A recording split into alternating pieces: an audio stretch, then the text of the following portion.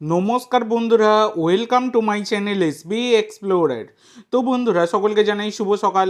তো যারা চ্যানেলে প্রথমবার এসেছো অবশ্যই সকলে একটা করে সাবস্ক্রাইব করে দিও, এবং তোমরা দেখছি ভিডিওতে লাইক করছো না, একটা করে অবশ্যই সকলে লাইক করে দিও, এবং টেলিগ্রাম চ্যানেলের লিঙ্ক ডেসক্রিপশন বক্সে দেওয়া আছে, সেখান থেকে অবশ্যই টেলিগ্রাম চ্যানেলটা তোমরা ফলো করে নিতে ভুলো না।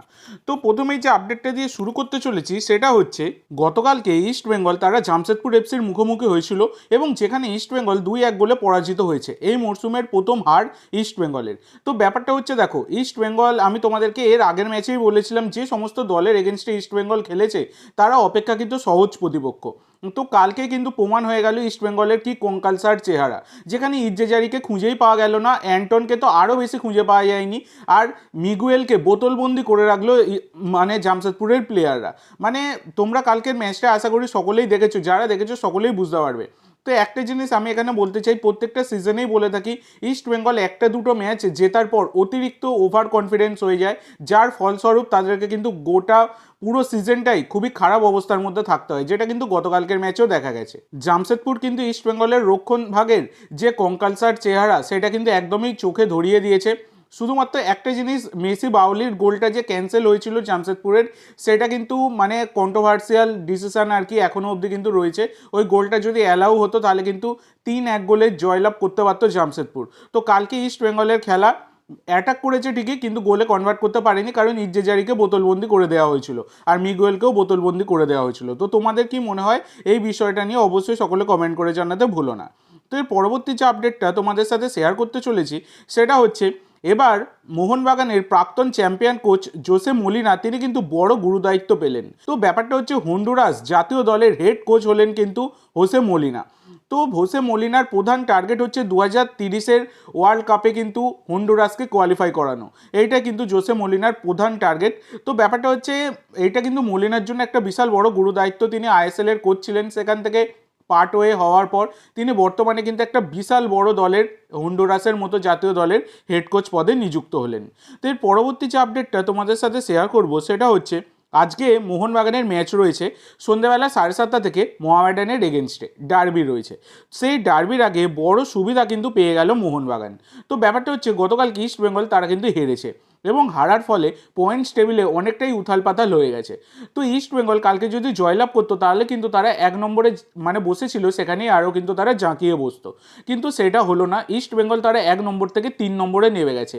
1 নম্বরে জামশেদপুর রয়েছে 3 ম্যাচে 9 পয়েন্ট নিয়ে, আর 2 নম্বরে গোয়া রয়েছে 3 ম্যাচে 7 পয়েন্ট নিয়ে, 3 নম্বরে ইস্ট বেঙ্গল 3 ম্যাচে 6 পয়েন্ট, আর 4 নম্বরে কিন্তু মোহনবাগান 2 ম্যাচে 6 পয়েন্ট। তো আজকে যদি মোহনবাগান তারা জিতে যায় তাহলে কিন্তু তারা সবাইকে টপকে আবার তাদের যে সচরাচর পজিশান, যেটা সব থেকে বেশি পছন্দ করে মোহনবাগান, সেই 1 নম্বর পজিশানে কিন্তু আজকে পৌঁছে যাবে মোহনবাগান। তো আজকে কিন্তু মোহনবাগানের কাছে বড় সুযোগ, মোহনবাগান জয়লাভ করলেই তারা কিন্তু 1 নম্বরে পৌঁছে যাবে। তো এর পরবর্তী আপডেট এবং লাস্ট আপডেট আর গুরুত্বপূর্ণ আপডেট, সেটা হচ্ছে আজকে সন্ধ্যে 7:30 থেকে ডার্বি রয়েছে মোহনবাগানের সাথে মোহামেডানের। তো এই ম্যাচের লাইভের বিষয়বস্তু তোমরা কিন্তু পেয়ে যাবে, ম্যাচের একদম সময় পাবে 7:30টার সময়।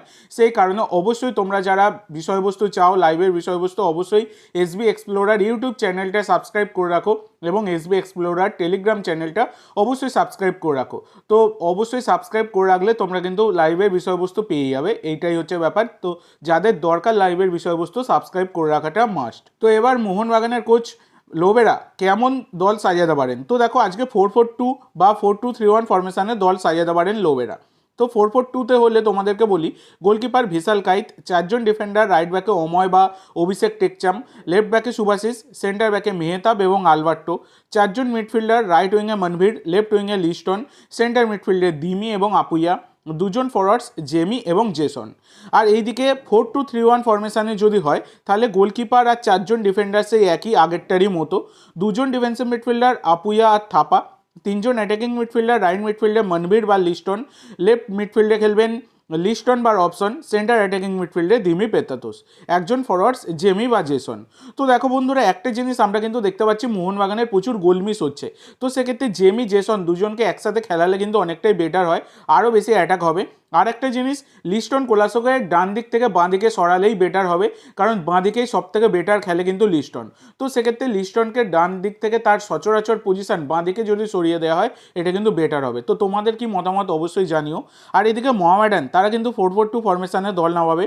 গোলকিপার শুভজিৎ, 4জন ডিফেন্ডার, রাইট ব্যাকে হীরা, লেফট ব্যাকে সাজাত, সেন্টার ব্যাকে গৌরব বোরা আর দীনেশ, 4জন মিডফিল্ডার, রাইট উইংয়ে রেমসাঙ্গা, লেফট উইংয়ে অমরজিৎ, সেন্টার মিডফিল্ডে মোহিতোস এবং রাগুই, 2জন ফরওয়ার্ডস এডিসন এবং ইসরাফিল।